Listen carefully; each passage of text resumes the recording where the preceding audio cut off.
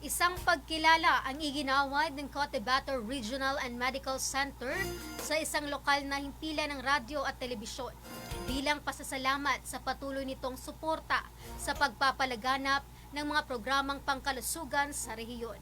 May balita niyan si Kabanderang Vermont Callis, Kabanderang Vermont Ibandera mo. Bandera Live Report. Isang pagkilala ang ginawad ng Cotabato Regional and Medical Center sa isang lokal na himpilan ng radyo at telebisyon bilang pasasalamat sa patuloy nitong suporta sa pagpapalaganap ng mga programang pangkalusugan sa rehiyon.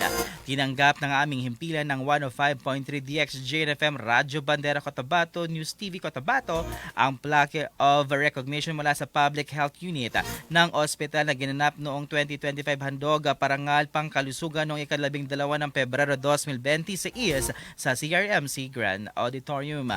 Ayon sa pamuno ng ospital, malaking bahagi ang ginagampanan ng media sa paghahatid ng tama at napapanahong impormasyon lalo na sa pagdating sa mga kampanyan ng kalusugan, pagbabakuna, disease prevention at iba pang serbisyong medikal na direktang nakakatulong sa komunidad. Lubos daw ng pasasalamat ng pamunuan ng 105.3 DXJNFM Radyo Bandera News TV Cotabato sa nasabing pagkilala at tinayak ang patuloy na pakikipagtulungan upang maihatid sa publiko ang mga mahalagang impormasyon para sa kapakanan ng mamamayan.